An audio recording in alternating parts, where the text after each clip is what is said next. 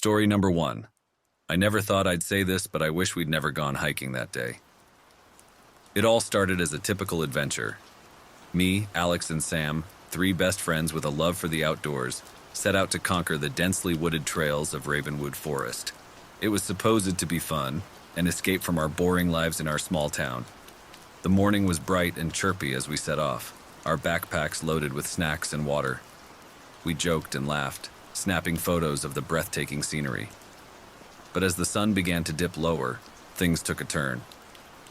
We stumbled upon a man, lying crumpled against a tree, his leg twisted in an unnatural angle. His face was pale and he was sweating, looking like he was in a lot of pain. "Hey, you okay?" Sam called out, rushing over to him. The man groaned, mumbling something about falling and hurting his leg. We knew we couldn't leave him there, so we decided to help. Alex, who had done a first aid course, tried to make a splint for his leg using sticks and our belts. We had no cell service, so we couldn't call for help. Our plan was to help him back to our car and get him to a hospital. But that's when things got weird. The deeper we got into the woods, the stranger the man acted. He'd mumble to himself, and sometimes, I swear, he'd chuckle under his breath. His eyes, they were unsettling, flickering with something dark and unreadable. I felt a shiver run down my spine every time I caught him staring at us.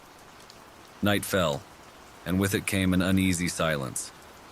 The woods felt alive, watching us. The man's behavior became even more bizarre.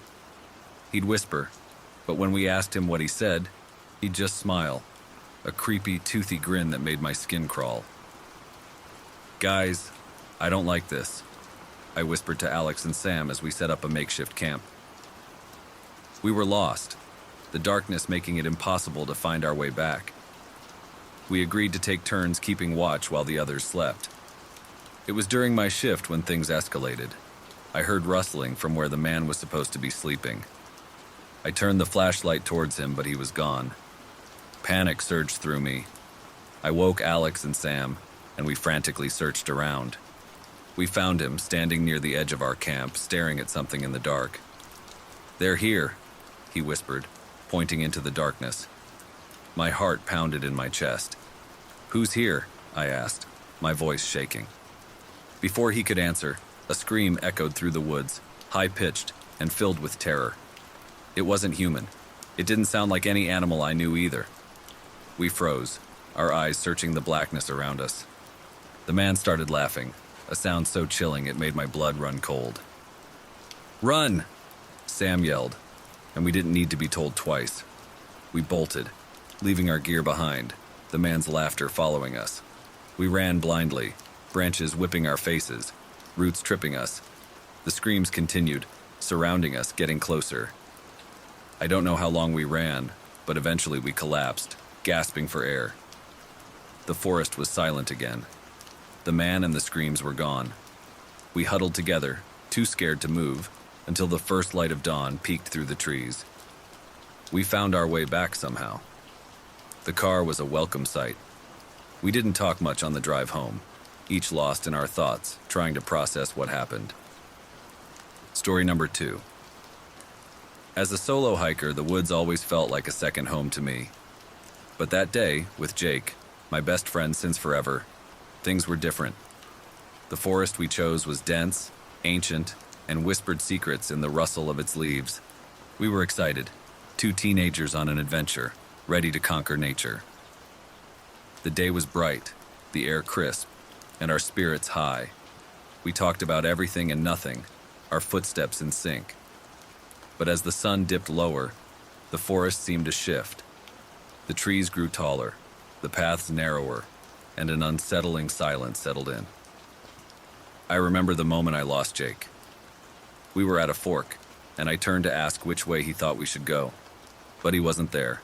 Just an empty path and the faint echo of our last laugh. I called out, my voice swallowed by the woods.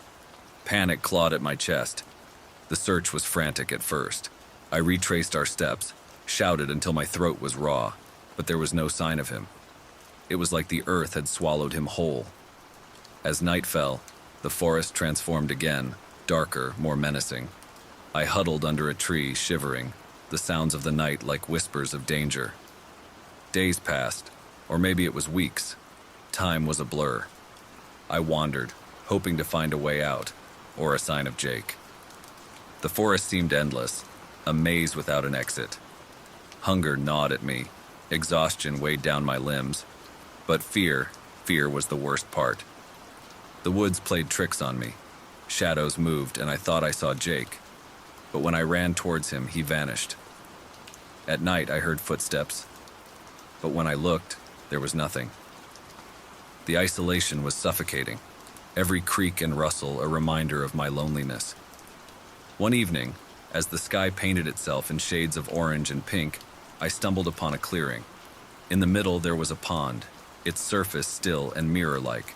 I approached, desperate for a drink, but as I leaned over, I saw not my reflection, but Jake's face, his eyes wide with terror.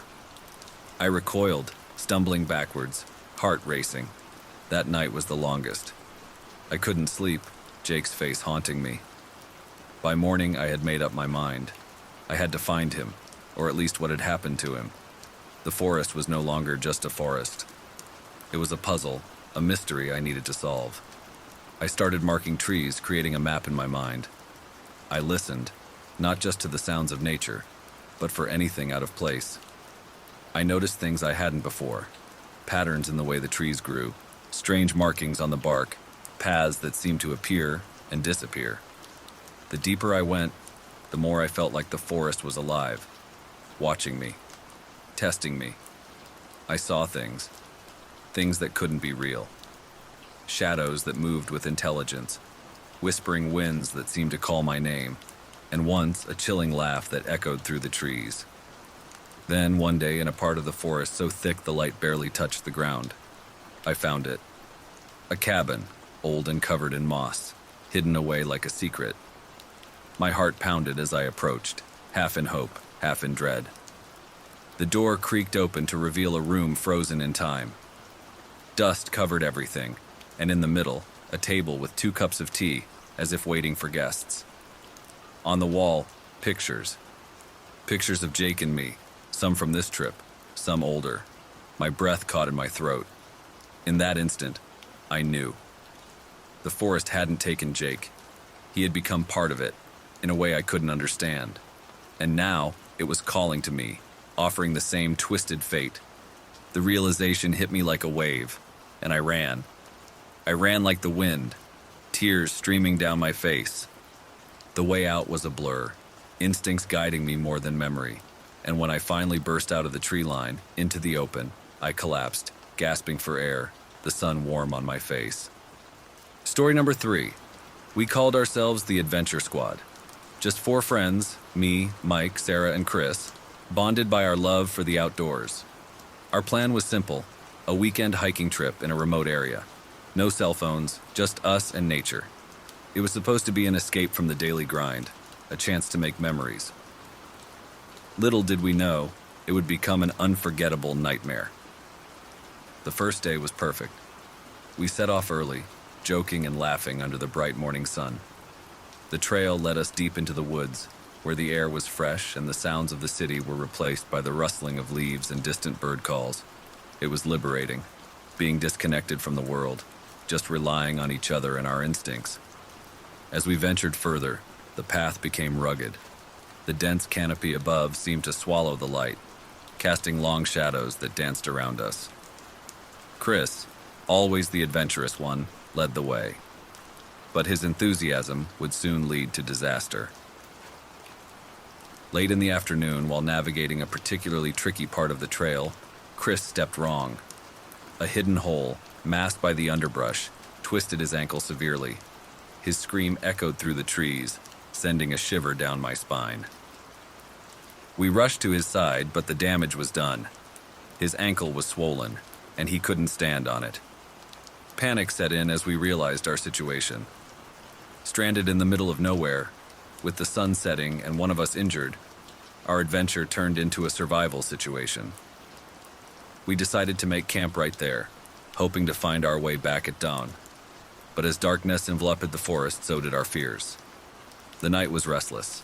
Every crack and rustle sent our hearts racing. We took turns keeping watch, the fire our only source of comfort. It was during my watch that I first heard it, a distant, haunting howl. Wolves. The sound chilled me to the bone. I woke the others, and we huddled closer, eyes wide and alert. Morning brought no relief. Chris's condition hadn't improved, and our attempts to move him were futile. The realization hit us hard. We were lost, injured, and now being stalked by wolves. Our supplies were limited, and without reception, we couldn't call for help. The following days tested us in ways we never imagined. We tried to find the trail, dragging Chris on a makeshift stretcher.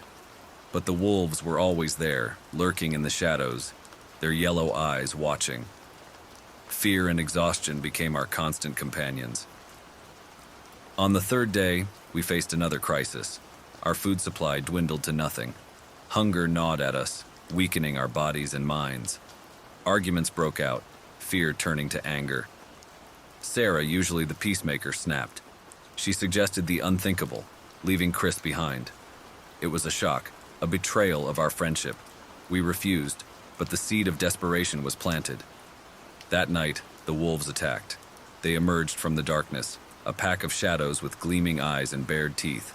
We fought back with everything we had, sticks, stones, sheer will. It was a blur of terror and adrenaline. Somehow we survived, but the ordeal left us shaken to our core. The next day, we barely spoke. Our spirits were broken, our friendship strained. We moved in silence, dragging our injured friend, jumping at every sound. The wolves had instilled a deep, primal fear in us, a reminder of our vulnerability. On the fifth day, when all hope seemed lost, salvation came. The distant sound of a helicopter broke through the silence. We waved frantically, our voices hoarse from shouting. The sight of the rescue team emerging from the helicopter was the most beautiful thing I had ever seen. As we were airlifted to safety, relief washed over me, but it was mixed with a profound sense of loss. The forest, which once symbolized freedom and adventure, now held a darker meaning. It was a reminder of how quickly beauty could turn to terror, how easily adventure could become a fight for survival.